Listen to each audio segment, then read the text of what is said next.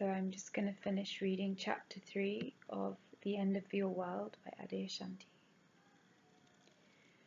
Fixating on the absolute as a way to avoid our humanness. What I am teaching should not be mistaken for a self-improvement plan. This isn't about becoming a perfect being. This is about seeing what causes division within oneself. That is a very different thing from having the goal of becoming a perfect person, because awakening and enlightenment have nothing to do with becoming perfect, holy or saintly. What is truly holy is perceiving from wholeness, which means not being divided inside.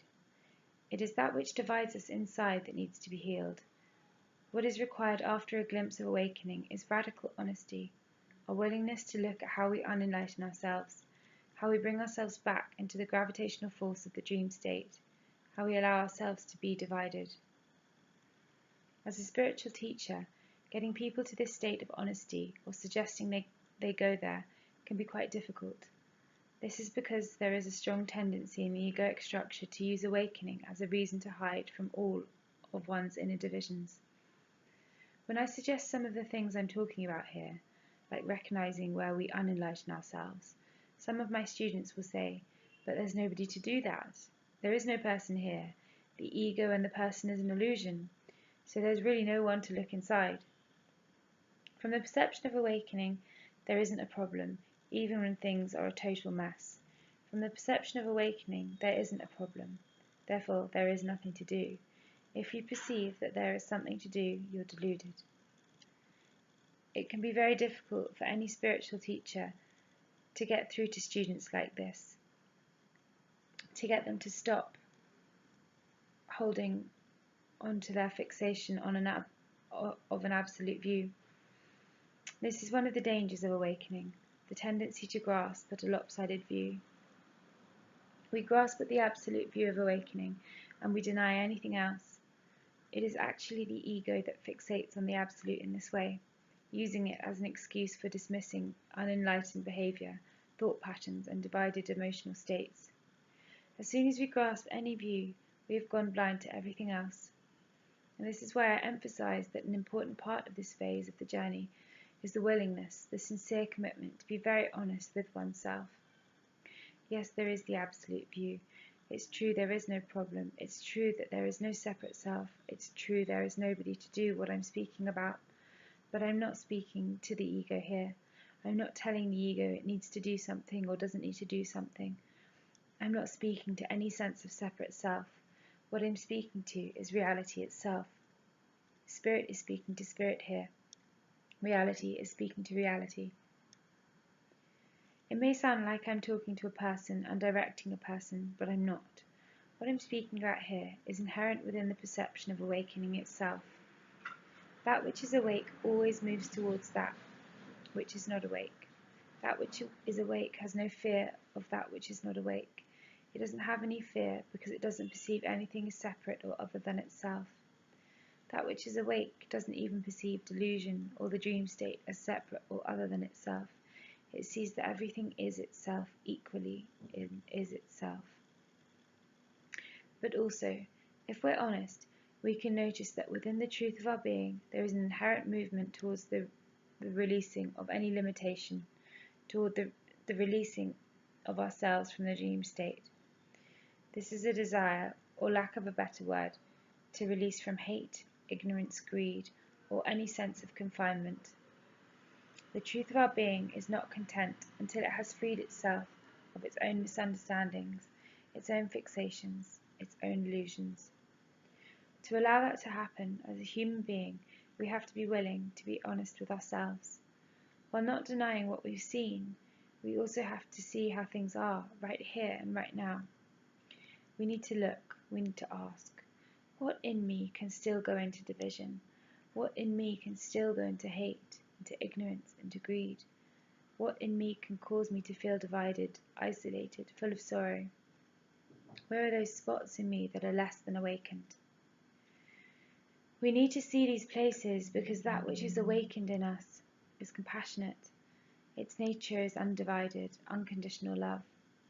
It doesn't move away from that which is unawakened. It moves towards it.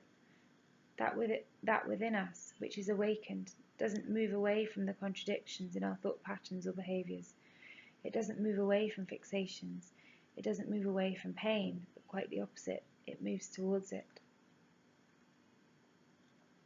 That's why so many truly enlightened beings, those who have proclaimed that everything is good, that all is well, who perceive no need to change anything or anybody, are often the very ones tending to those who are suffering, those who don't perceive truth. The truly enlightened beings are often those who dedicate their lives completely to the welfare of others. Now, why would they do that?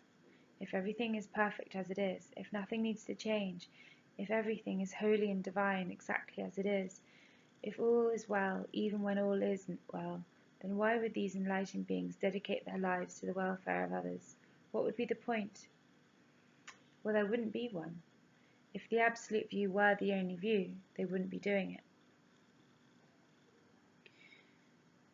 I would suggest that the reason so many people who get that far in their own awakening end up dedicating themselves to the welfare of others is that they haven't fixated on the absolute view. Without denying the absolute view of perfection, they are open to perceiving something more. They are open to perceiving the inherent compassion of reality itself. Reality is in the process of awakening all of itself to itself, and that part of the picture is going to be very hard to see if we fixate on the absolute view. If we use the absolute view to hide from our humanness is also divine, and our humanness seeks to be penetrated through and through with truth and reality.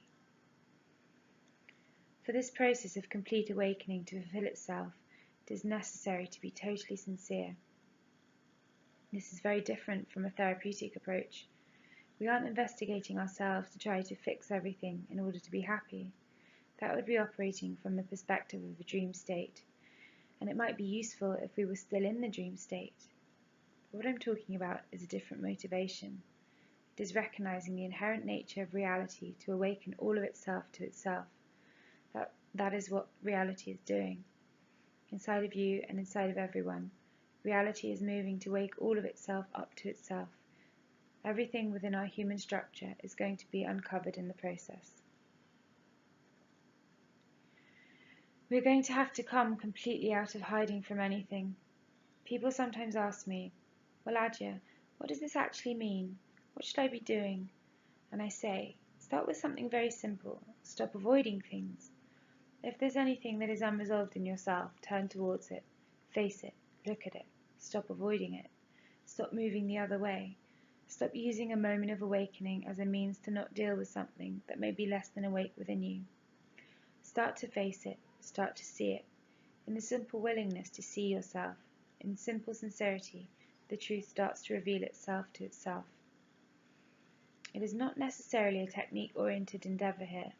The technique is sincerity. We need to really want the truth. We need to want the truth even more than we want to experience the truth. This sincerity isn't something we can impose. It's inherent within reality itself. This type of radical sincerity may be hard to uncover for some people.